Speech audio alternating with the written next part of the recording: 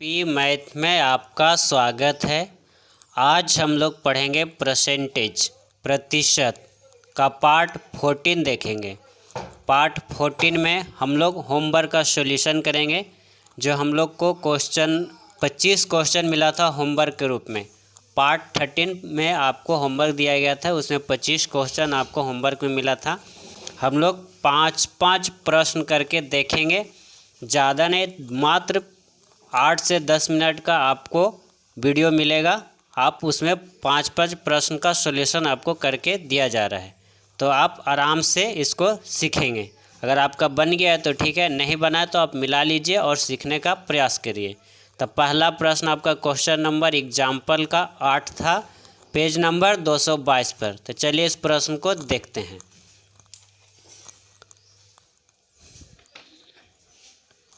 प्रश्न है, किसी भिन्न के अंश में 20% वृद्धि करने तथा इसके हर में 10% कमी करने पर 16/21 प्राप्त होता है। भिन्न क्या है? यानी कहता है, तो हम मेथड फर्स्ट और मेथड सेकंड दोनों अप्लाई किए थे, तो हम मेथड सेकंड एग्जाम में अप्लाई करेंगे, इसलिए हम यहाँ पर सॉल्यूशन में भी मेथड सेकंड का ही उपयोग करेंगे, क्योंकि कम समय में बनाना होता है। तो हमने कहा था कि कह रहा है 16/21, ये आपका क्या है? भिन्न है। तो हम बोले थे कि उलट के गुना कर देंगे, अंश वाला को हर में, हर वाला को अंश में। तब 20% की वृद्धि कहा है, अंश में 20% की वृद्धि कहा है, तो उसको क्या करेंगे? हर में करेंगे। हर में 20% की वृद्धि तो 120 हो गया, और हर में कहा है 10% की कमी, तो उसको उलट के यानी उल्टा लिखेंगे। अंश में लिखेंगे 10% की कमी, यानी 10% की कमी कीजिएगा तो कितना हो जाएगा? 90 हो जाएगा। अब इसको हल कर दीजिए, आपका आंसर निकल के आ जाएगा।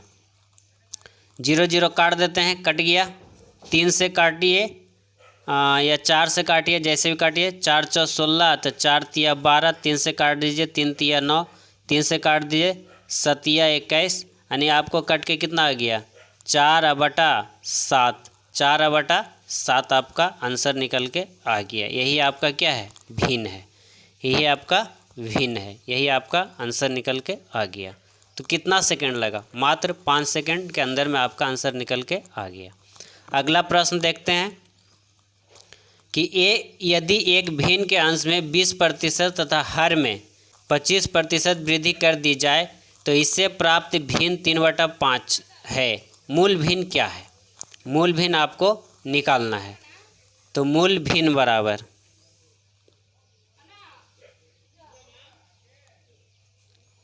मूल भिन्न निकालना है, तो क्या करना है? 3/5 उलट के गुना करते हैं। अंश में, अंश वाला को हर में, तो 20% की क्या किया है? 20 अंश में 20% तथा हर में 25% की वृद्धि कर दी, दोनों में वृद्धि किया है। तो अंश वाला को नीचे 120% की वृद्धि, और हर वाला को अंश में 125% की वृद्धि। ये करना है और इसको कैलकुलेट कर दीजिए, आपका आंसर निकल के आ जाएगा। काट देते हैं 5 से, तब 5 से काटिएगा तो 5 दूनी 10, और 5 × 25। 3 से काटिए, 3 × 12, कट गया। और काटिए 5 से, 5 × 25, और 5 × 8 40, यानी कितना हो गया? 5/8 आपका आंसर निकल के आ गया। तो बहुत ही ईजी है। आगे बढ़ते हैं। आपका प्रश्न नंबर 50, प्रश्न नंबर 50 पेज नंबर 219 पर होमवर्क के रूप में मिला था। चलिए इस प्रश्न को देखते हैं। एक दलाल की कमीशन दर 4% से 5% कर देने पर भी उसकी आय अपरिवर्तित रहती है। उसके व्यापार में कितने प्रतिशत की कमी आई? उसके व्यापार में कितना प्रतिशत की कमी आई? यानी पहले जो वो व्यापारी था, दलाल था, उसको 4% दलाली मिलता था, कमीशन के रूप में मिलता था।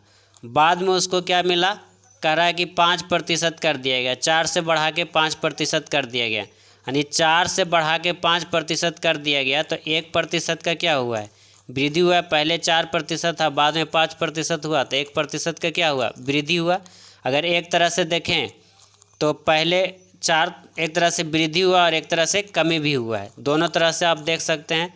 अगर 4% से 5% की ओर जाएंगे तो 1% वृद्धि हुआ है, 5% से 4% की ओर आएंगे तो 1% की कमी हुआ है। तो कह रहा है कि उसके व्यापार में कितने प्रतिशत की कमी आई है, यानी व्यापार में कितने प्रतिशत की कमी आई है। तो क्या करेंगे,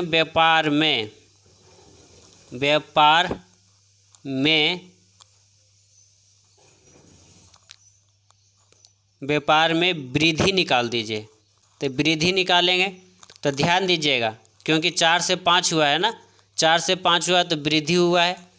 तो ध्यान दीजिएगा कि 1% की वृद्धि हुआ है आपके अनुसार, लेकिन प्रश्न के अनुसार कितना का हुआ है, 5 का। 4 से 5 हो गया प्रश्न के अनुसार, लेकिन आपके अनुसार 4 से 5 एक ही हुआ।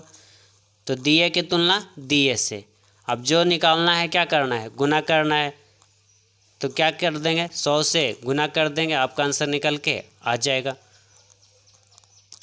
काटिएगा तो काट दीजिए, 5 से काट दीजिए, 5 दूनी 10, 20 25 100, जैसे भी काट दिए तो 20% की क्या हो गया, वृद्धि हुआ है। तो कमी होता है बड़ा मान में और वृद्धि होता है छोटा मान में। ये ध्यान दीजिएगा कि हमको वृद्धि इसलिए हुआ क्योंकि 4 से 5 यानी कि 4 से 5 गए तो 4 से 5 यानी कि बढ़ेगा। जब हम वृद्धि की ओर जाएंगे, छोटा से बड़ा की ओर जाएंगे तो बढ़ेगा।